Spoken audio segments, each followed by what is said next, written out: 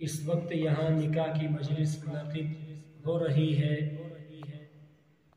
نکاح کے سلسلے میں چند باتیں میں آپ حضرات کے سامنے عرض کروں گا۔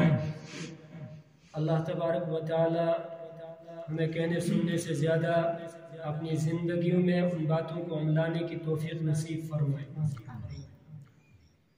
چونکہ ہم جو عمل کرتے ہیں ہمارے وہ معمولات بننے چاہیے، ہماری زندگی کے اندر وہ باتیں آنی چاہیے۔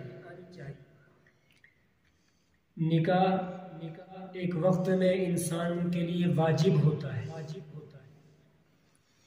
اور ایک وقت میں انسان کے لیے نکاح کرنا مسنون سنت ہے، اور ایک موقع پر انسان کے لیے نکاح کرنا حرام ہے۔ واجب کب ہے انسان کے لیے نکاح کرنا؟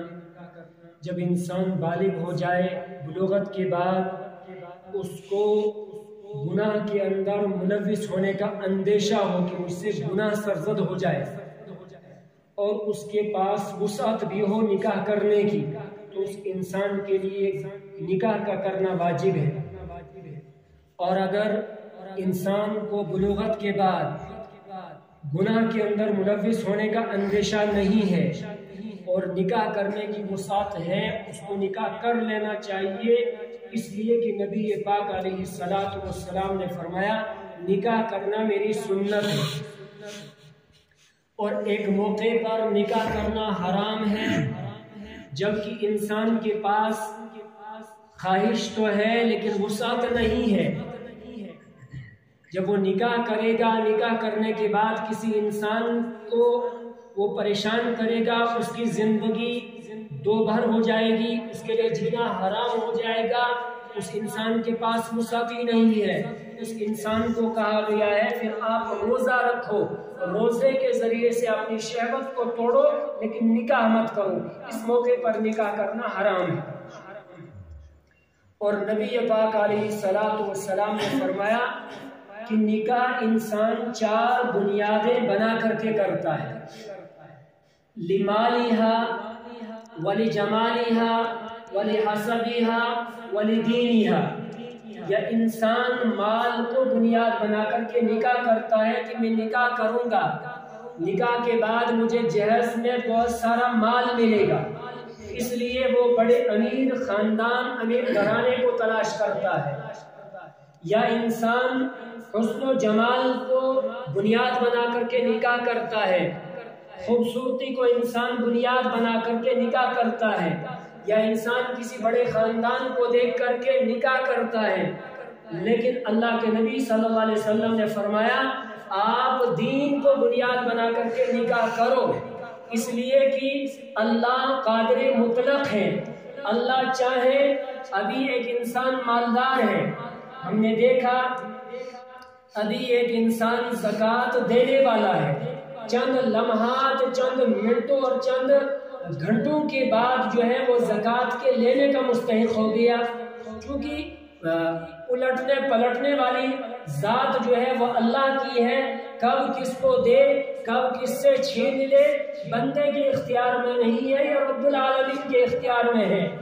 ابھی انسان کا حسن و جمال ہے، بڑا خوبصورت ہے، ابھی کوئی حادثہ پیش آ گیا تو وہ اس کو جو ہے ایسی بدصورتی کے اندر وہ تبدیل ہو گیا، یہ اللہ کے قبضے میں ہے، جس کو کب دے اور کب کس سے چھین لے کوئی انسان کے بس کی، انسان کی طاقت کی بات نہیں، اللہ کی قدرت، اللہ کی طاقت کے اندر ہر چیز ہے۔ لہٰذا اللہ کے نبی صلی اللہ علیہ وسلم نے فرمایا دین کو بنیاد بنا کر کے نکاح کرو۔ ان موقعوں کے اندر چاہے نکاح کا موقع ہو، شادی کا موقع ہو، انسان کی خوشی کا موقع ہو، مثال کے طور پر آج یہاں نکاح کا موقع ہے، نکاح کے ذریعے سے انسان اپنی خوشیاں، اپنی چاہتیں پوری کرتا ہے۔ مثال کے طور پر نکاح کے موقع پر ماں بیٹے سے کہتی ہے کہ بیٹا آج تیرے نکاح کا دن ہے، خوشی کا دن ہے، میں نے تیرے لیے فلاں جگہ سلوار قمیض اور فلاں جگہ شیروانی دیکھی ہے، بہت اچھی ہے، وہ لینی ہے، آج ہم نے اپنا شوق پورا کرنا ہے، اگر آج ہم نے شوق پورا نہ کیا پھر کب ہم شوق پورا کریں گے؟ باپ کہتا ہے فلاں جگہ میں نے آپ کے لیے پینٹ کوٹ دیکھا ہے تو لہٰذا وہی آج پینٹ کوٹ لینا ہے، چاہے ادھار لے کر کے پیسے کیوں نہ لینا پڑے، لینا ہے۔ آج اگر ہم شوق پورا نہ کریں پھر کب ہم اپنا شوق پورا کریں گے؟ یار دوست کہتے ہیں بھائی شامیانے یہاں ڈھول کے اندر اچھے نہیں ملتے، کشتواڑ سے ہم شامیانے لے کر کے آ جائیں گے، بہت اچھے شامیانے، بھائی وہ تو بہت مہنگے ہیں۔ کہتا ہے دلہنی قرض لے کر کے قرض اٹھاؤ اور وہ شامیانے لاؤ، ہمیں کہاں بار بار شادیاں کرنی ہے، ہمیں کہاں بار بار نکاح کرنے ہیں۔ غرض یہ کہ سارے شوق انسان ان موقعوں پر پورے کرنے کی کوشش کرتا ہے۔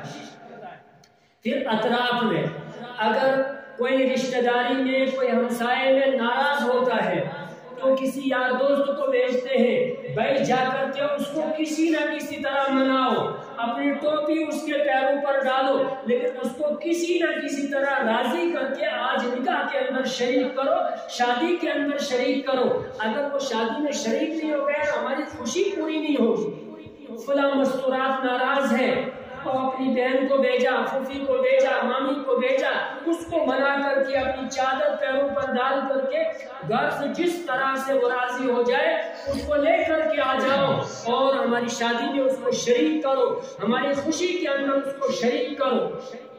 اور ہر ممکن ہم کوشش کرتے ہیں ہر انسان کو خوش رکھنے کی، ہر انسان کو خوش کرنے کی موقعوں پر کوشش کرتے ہیں، لیکن ایک ذات کو ہم ان موقعوں پر بھلا دیتے ہیں۔ وہ ذات کون سی ذات ہے؟ وہ ذات محمد عربی صلی اللہ علیہ وسلم کی ذات اقدس ہے، جس ذات نے امت کے لیے، چونکہ امت کے اندر میں اور آپ بھی ہیں، ہمارے لیے نبی پاک علیہ السلام نے راتوں جو ہے آنسو بہائے ہیں، کبھی میدان عرفات میں، کبھی مینا میں، مزدلفہ میں، غار حرا کے اندر، صحن کعبہ کے اندر، پوری رات جو ہے امت کی ہدایت کے لیے اللہ کے نبی نے رویا ہے۔ غزوات کو ہم دیکھتے ہیں، غزوہ تبوک، غزوہ حنین، غزوہ احد، غزوہ بدر، اسلام کی سب سے پہلی جنگ جو غزوہ بدر ہوئی ہے، بدر کے مقام پر اللہ کے نبی صلی اللہ علیہ وسلم نے پوری رات جو ہے امت کے لیے دعا کی ہے، ایک چھپر بنایا، جہاں عربی میں چھپر کو عریش کہتے ہیں، آج وہاں وہ مسجد بنائی ہے، جس وہ چھپر میں نبی پاک علیہ السلام نے پوری رات امت کے لیے دعا کی تھی۔ آج وہاں اس مقام پر مسجد ہے، جس مسجد کا نام مسجد عریش ہے۔ تو نبی علیہ السلام نے پوری رات وہاں بیٹھ کر کے امت کے لیے دعا کی اور فرمایا ربا آج یہ مٹھی بھر جماعت تیرے سامنے ہے، یہ مٹھی بھر جماعت دشمن کے مقابلے میں ہے، آج اگر یہ مٹھی بھر جماعت ناکام ہو گئی، اگر یہ مٹھی بھر جماعت آج شہید ہو گئی تو روئے زمین پر قیامت تک جو ہے تیرا نام لینے والا کوئی نہیں ہوگا۔ پوری رات نبی علیہ السلام نے دعائیں کی ہے امت کے لیے، کیونکہ میں اور آپ بھی امت میں ہیں تو ہمارے لیے دعائیں کی ہیں۔ اور ہم دیکھتے ہیں اپنی شادیوں کے اندر، اپنی غمیوں کے اندر کتنا ہم اس پیارے حبیب صلی اللہ علیہ وسلم کو یاد رکھتے ہیں، جبکہ یاد رکھنا چاہیے۔ اس وقت نکاح کا موقع ہے، ابھی مثال کے طور پر دیگر عبادات ہیں، دیگر عبادات کی طرح نکاح بھی ایک عبادت ہے۔ ہم نے ابھی عصر کی نماز پڑھی، عصر کی نماز کے اندر کوئی سہو ہو گیا تو ہم دوبارہ نماز کو پڑھیں گے، دوبارہ نماز ادا ہو جائے گی۔ ہم نے روزہ رکھا، روزہ ہمارا ٹوٹ گیا تو اس کی ہم نے بعد میں قضا کی، روزہ ہو گیا۔ زکوٰۃ غفلت سے ہم نے اس جگہ دے دی جہاں نہیں دینی تھی، ہماری زکوٰۃ ادا نہیں ہوئی، دوبارہ ہم نے زکوٰۃ ادا کر لی۔ حج میں کوئی ارکان رہ گیا، غلطی ہو گئی، دوبارہ ہم نے حج کر لیا۔ لیکن نکاح ایک ایسی چیز ہے اگرچہ بعد میں انسان کے ذہن بدل جاتے ہیں، انسان دوسرا تیسرا چوتھا، جبکہ شریعت کے اندر 4 تک کی اجازت ہے، لیکن جس وقت انسان یہ نکاح کرتا ہے اس وقت